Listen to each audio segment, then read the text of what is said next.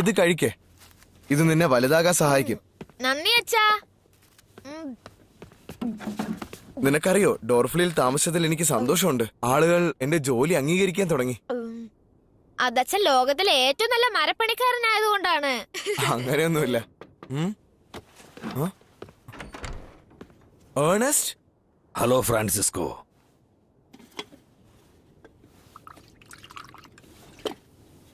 ഞാൻ നിങ്ങൾക്കൊരല്പം മധുരം ആഡ് ചെയ്തിട്ടുണ്ട്. റീക്കോ, മോനൊന്ന് മാറിയിരിക്കാമോ?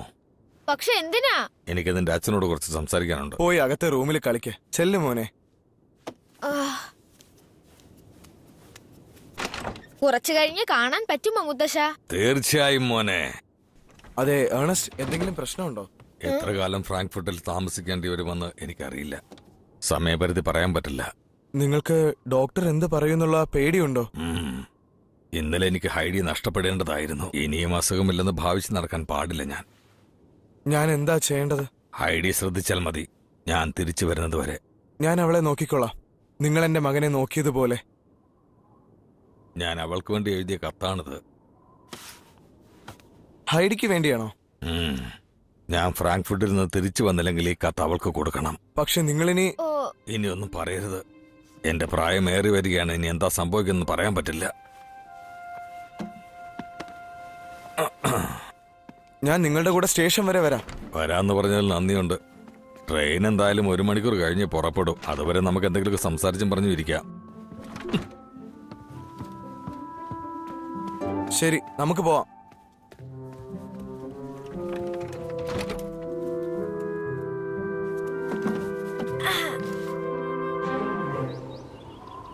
അടിപൊളി.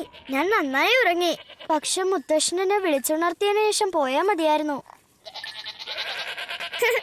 അതെ, നിങ്ങൾ പറഞ്ഞ ശരിയാണ്. ഒരു വലിയ ഉമ്മ കൊടുത്തിരുന്നെങ്കിൽ മുത്തശ്ശന് സന്തോഷായേനെ. റീക്കോ, ഞാൻ ഇവിടെയാണ്.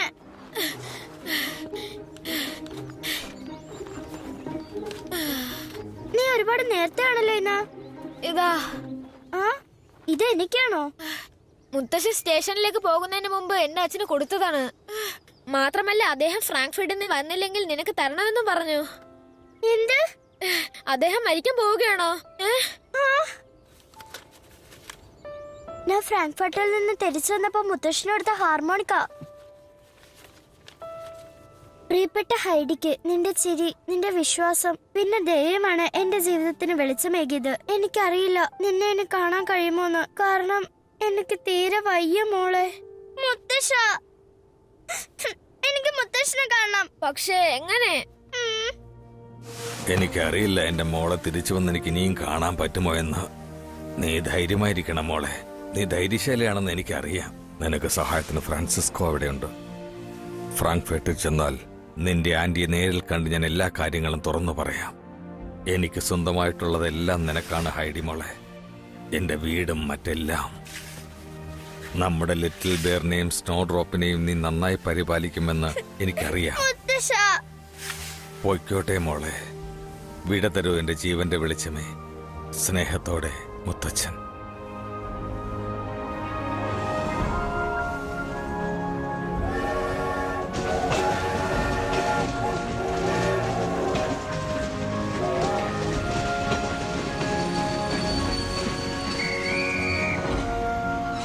പോയിട്ട് വരട്ടെ ഫ്രാൻസിസ്കോ.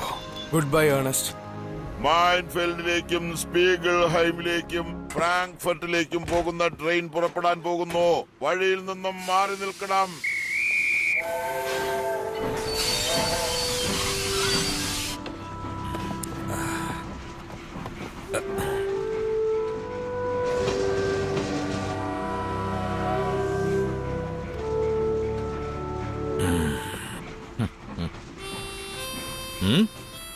നീ എങ്ങനെ ഇവിടെ എത്തി? ഞാനും വരുന്നു മുത്തശ്ശന്റെ കൂടെ. അതിന്റെ ആവശ്യമുണ്ടോ? റീക്കോ എനിക്ക് കത്ത് തന്നു. ഞാനത് വായിച്ചു. എന്നിട്ട് എനിക്ക് മുത്തശ്ശന്റെ കൂടെ ഇരിക്കാൻ തോന്നി. അത്രേ ഉള്ളൂ. അപ്പൊ നമ്മുടെ വീടും ആട്ടുംകുട്ടികളൊക്കെയോ? ഫ്രാൻസിസ്കോയും റീക്കോയും പീറ്ററും ചേർന്ന് അവര് നോയിക്കോളും. എല്ലാം ശരിയാവും.